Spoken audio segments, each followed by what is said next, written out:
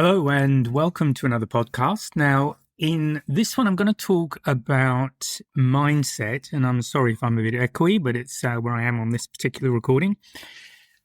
I've spoken a lot about selling is about solving people's pain, and that's very true, but not for everybody. And this is where I want to look at two, not only different types of client, but it's almost two different universes. And that's the difference between what I'll refer to as enterprise clients, which might also be known as major accounts, but more complex clients, and small to medium businesses or small to medium enterprises, not to confuse the terminology. So SME is a term I'm familiar with in Australia, and that could be anything from a one-man band to a small company. So the point about this is that the approach you need to take when dealing with both types of company, and you may well have both in your portfolio, are in fact very different. And that's what we'll dive into in this podcast. So before I go into it,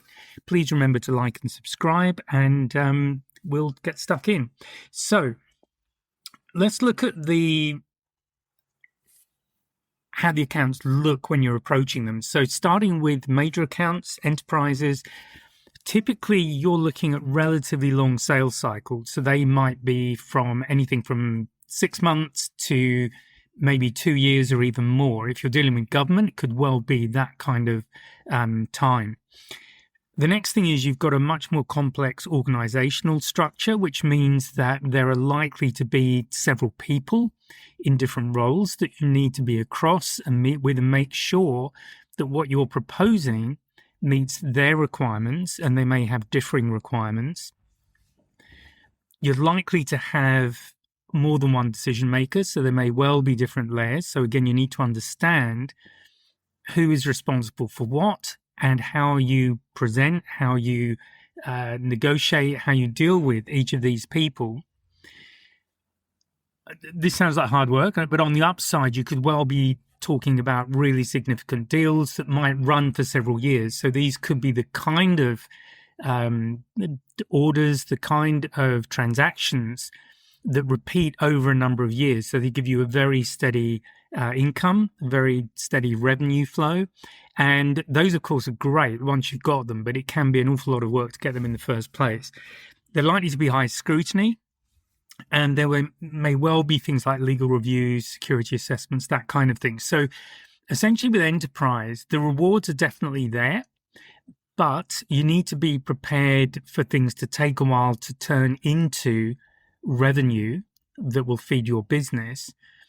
And you're likely to have develop a really good understanding of how the account is set up. So I dealt with a major account some years ago now, and they had locations. So I was in the UK. They had locations in London, down in the southwest of England, in Belfast.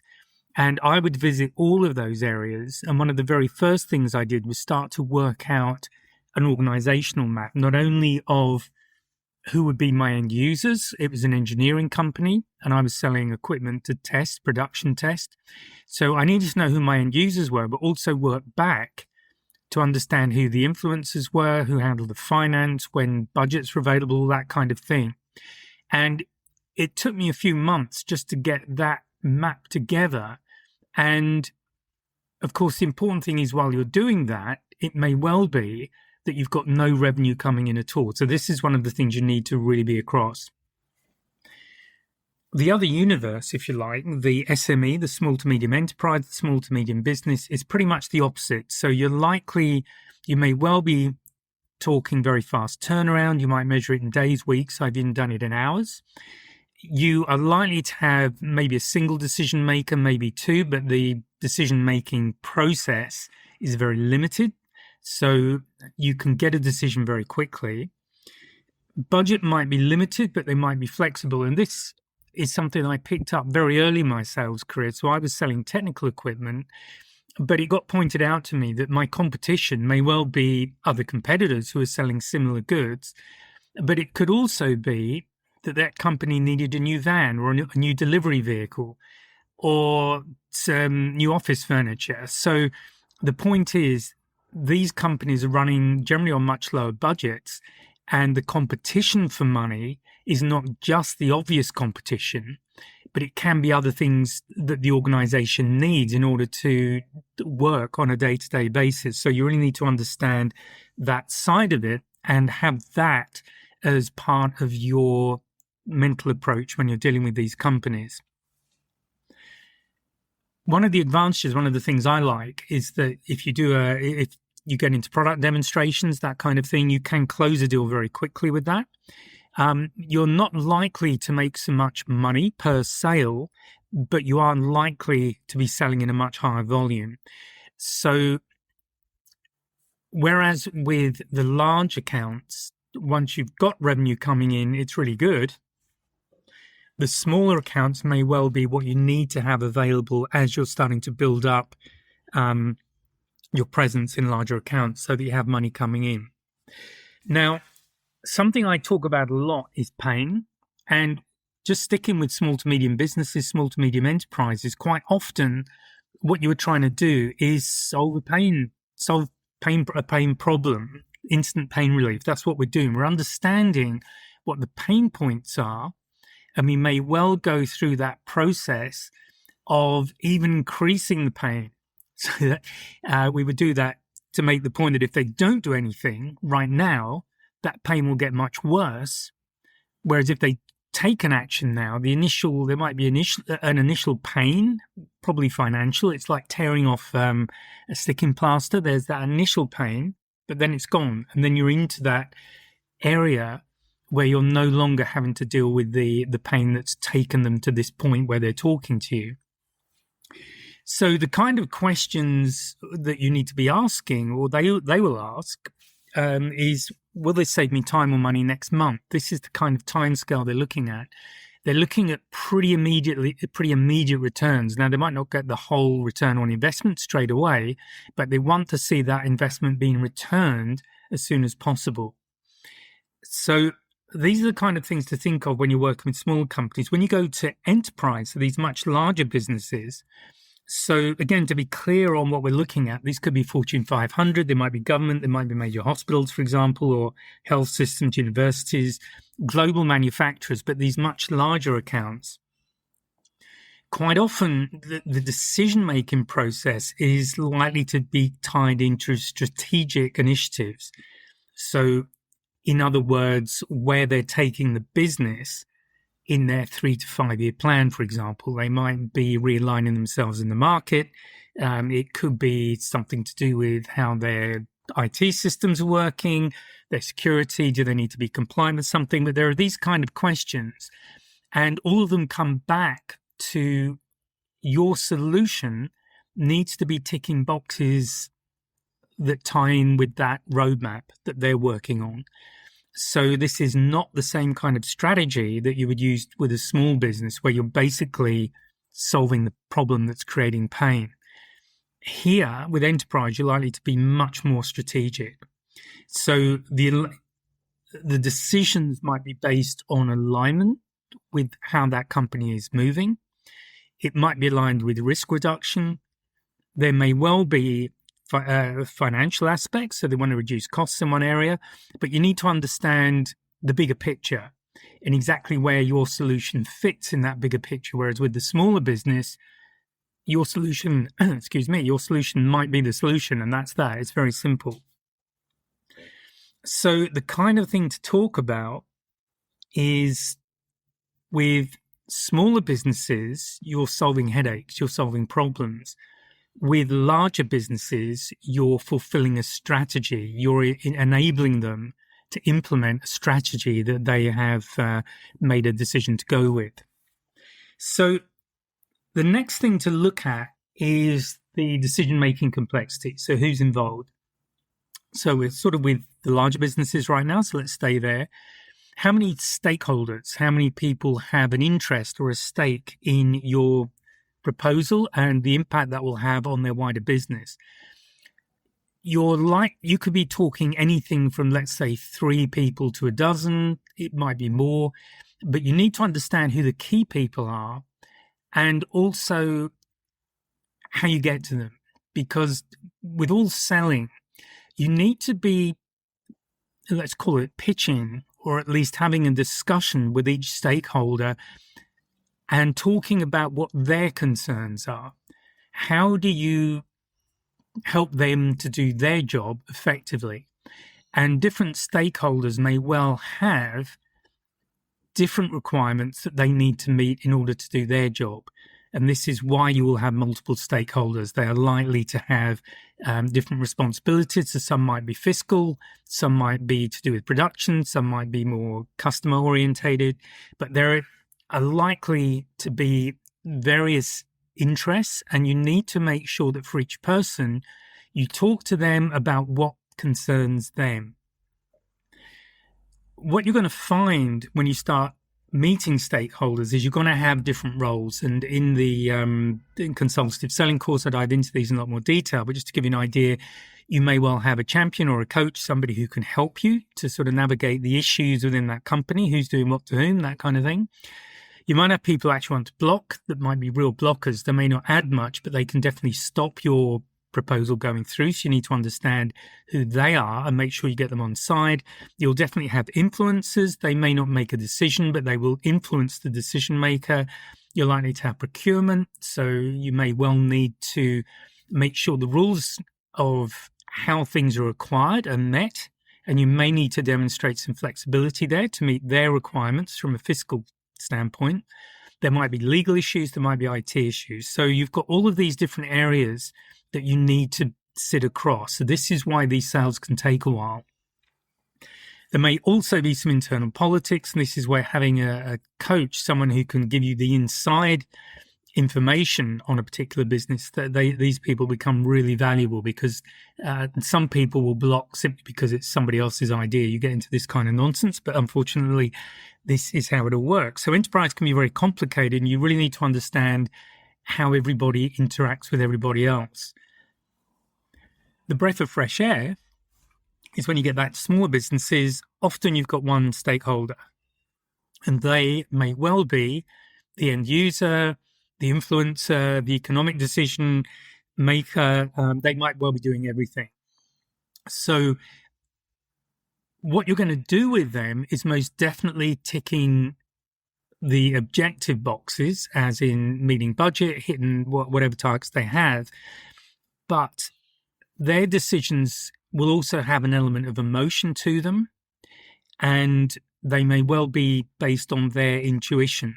So there's that layer that you'll have in small to medium enterprises, and that's likely to be stronger the fewer people are actually involved in the decision, and you won't get that emotional aspect in the enterprise. Here you're really down to facts and figures. With a small business, probably no politics, unless you're really unlucky. So again, what you're doing in the small business, you're convincing a person.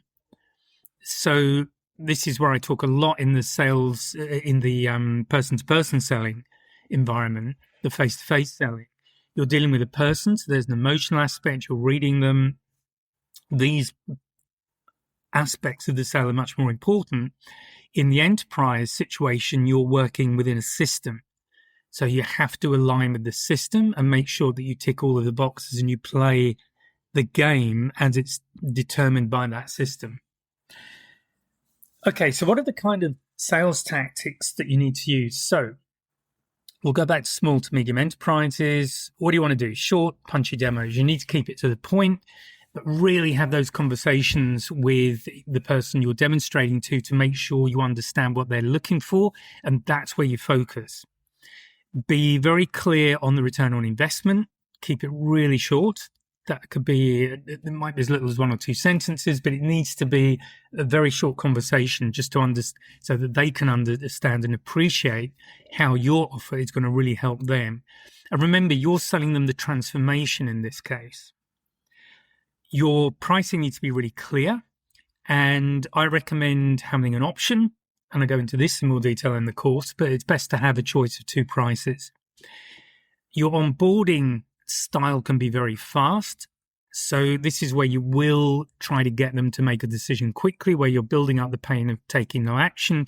So you're basically creating reasons for them to order today. Do it right now, or at the very least in a few days. Some people need a few days because of the personality type, but you definitely need to keep them in that emotional space where they're much more likely to buy. So the emphasis when you get to small to medium businesses is keep it simple, keep it fast, and be aware of affordability.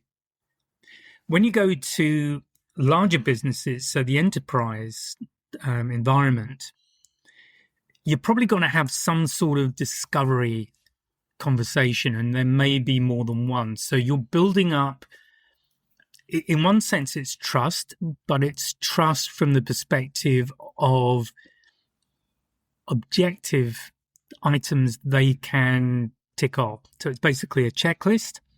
You need to demonstrate that you are the right kind of company to deliver this particular solution. And in my own experience, what I've had to do in some cases is actually work with another company, because on my own, I can't meet all of the requirements. So what I'm thinking of here is actually government, where there were certain requirements about security, access to information, all this kind of thing. There were really strict rules in certain areas because the information was very sensitive. I didn't have that in the business I was in, so I had to create relationships with other businesses that could deliver that, and we would do a dual bid. So these are the kind of things you might need to get into and start looking at when you're dealing with larger companies. So it's not only about understanding the business that you're selling to, but also recognizing that there may be aspects of what they are asking for that it just isn't viable for you to deliver. So, for example, in the case I'm talking about, I would have needed to build a physically secure area to very strict requirements. It would have cost a few $100,000 to actually do that, and that was not viable in the business I was working in. It was just too much of an expense for us. So the trick here is to just think outside the box a little bit. If you're going after business that you have a good chance of getting, if you don't have a good chance of getting it, you shouldn't be going after it. But if you've got a good chance of getting it, but you can't deliver on everything, there may be some aspects where you can bring in a third party and work with them so that together you can tick all of the boxes for this prospective client. So it's about thinking a little bit outside the box. So you'll have your discovery conversations. You may well have to do customized demonstrations tailored to different aspects of whatever the client is trying to do. You may well need to come up with business cases and return on investment modeling. So this is where it gets more complicated. And you may have to show different return on investment scenarios, which might vary by time. It might vary by implementations of different solution options you have. I'm kind of keeping this general because I don't know what you sell. I'm trying to keep this relevant. You might need to set up reference calls so that other people that you've sold to who are willing to provide you with a reference are available for this prospective customer to get their experience of you so that they have an objective opinion of you. You may have security issues, as we've already discussed, compliance, and these are all things to be aware of. And it's really good to get an idea of this as early as you can, because then you can begin to plan how you're going to approach this sale, who you need to talk to, get in as many conversations as early as you can so that you're very clear.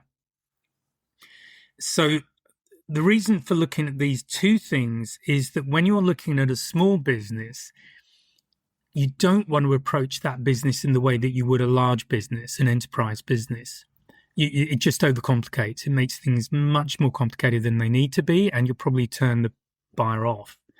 On the other hand, an enterprise will not respond in the same way as a small business. So you need to go through the strategy. You need to go through ticking all of their boxes, as I said earlier, playing the game to their rules. So what's the role of relationships? Well, with enterprise, again, you're looking at building trust over months. It can even be years. And the way to do that is, again, I've gone into that in a lot more detail on the course, but very simple. Just make sure you have regular meetings as you need to. I like to do face-to-face meetings, at least every so often. I don't like to do too many remote meetings. When you're face to face, there's much more opportunity to develop rapport with people and really read what's going on in the room. If you can have coffee, that's great too. It's particularly helpful if you've got a coach, someone coaching you through the business.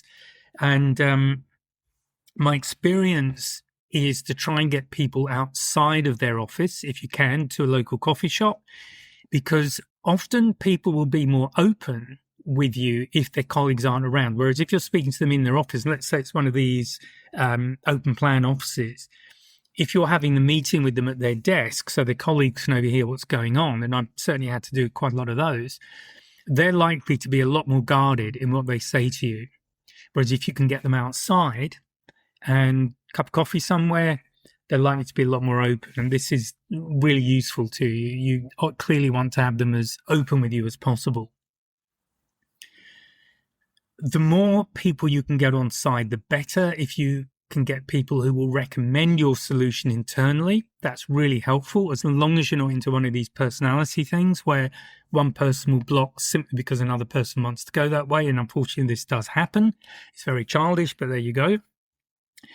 And what you're doing in enterprise is essentially engaging over several channels. So you will have face-to-face meetings, you'll have emails, you might have to run internal events. So you might do like a kind of showcase event so that people can come along, ask questions. Maybe there's presentations there, all this kind of thing. You might even run workshops. So think about the best way to approach a business. I've run free workshops when I was dealing with, this was Australian Defence. I would run a workshop in generally, sometimes a neutral location. That was ideal, but sometimes it'd be on site somewhere. And we would just talk maybe for an hour or so, get people together, do 2 or 3 presentations, but talk about a particular solution, maybe have someone available from a manufacturer, because I was working as a representative in Australia for these overseas companies. But be creative. Think about how you can get the word out there. Make sure people get value from them. Don't make them just a sales pitch. Make sure we would do technical presentations that were actually quite effective, and it started to get us known as a business. This was fairly early on when I first took over running that particular business. So that's enterprise. So relationships are really important, and you want to be working with people at different levels. When we come to the small to medium enterprises, you really want to build quick rapport, because it might be over in a day. As I've said, I've been able to convert in hours. So in those situations, you really got to have the right rapport. You've got to build trust straight away. You've got to be really focused on the client. They've got to feel that you're listening to them, that you care about the outcome for them. But it happens much faster. It is a transaction, but it's likely to be much more personal. You've got that emotional aspect that I've just spoken about. And probably go for the shortest route. So don't overdo the relationship part of it. You don't want to slow things down. And really the best way to build a relationship, in my experience with these kind of situations, is to keep it really focused on the client. Make sure they feel that you are listening to them, that you are genuinely there to help them. Make sure you underpromise and overdeliver. So what I mean by that is don't promise things you can't deliver. If you're going to do anything, tell them it will happen. We should be able to do it in 3 to 4 days and then deliver in 2 to 3. Do it faster. Be the reliable person, or the one who comes in fast, and then nurture them and stay with them after delivery, even if it's something that doesn't need a lot of post-sales activity. Just work out some emails, maybe, just to see how they're going. If you're in the area, see if you can pop in for a cup of coffee, just see how it's all going. All of this stuff is great because, in my experience, a lot of companies that do quick sales tend to just leave the client and be focused on the next one. And this is also true for a lot of salespeople. These are the true hunter salespeople, whereas, in fact, you need to have an aspect of the farmer so that you can keep those relationships going. Now, that client may or may not buy again from you. Depends on what you're selling, but they may well know somebody who may buy from you. So they may well give you a referral that you're unaware of. And the first you know about it is when somebody approached you and said, I hear you do this. Could you come do us a demo? Because we're looking for something. They're great. So that's why you really want to manage and look after your small to medium enterprises as well. Okay, so moving on, I'll keep this moving because I'm getting a bit long now. What are the things that you need in terms of skills? So really with the enterprise stuff, it's patience. You've got to be very methodical, be prepared for the longer haul, and be comfortable if things are a little bit ambiguous. If you are dealing with smaller businesses, probably, as I've said, a bit more of so that with the enterprise, it'd be more of a farmer, where you're building the relationship slowly. With the small to medium enterprises, you'll want more of the hunter in you because you've got to move on, be able to establish rapport very quickly and do a demo, whatever it might be, but close the sale quickly, move on to the next one. So this will depend a lot on your psychology and the kind of person you are, and you may well be naturally suited to one or the other. Most of us tend to be more happy in one of those situations more than the other. Some people can switch between both of them. It's great, but be aware of what you're comfortable with. Now, I'm going to really wind this up here. There is more I could talk about, but I hope this has given you some food for thought.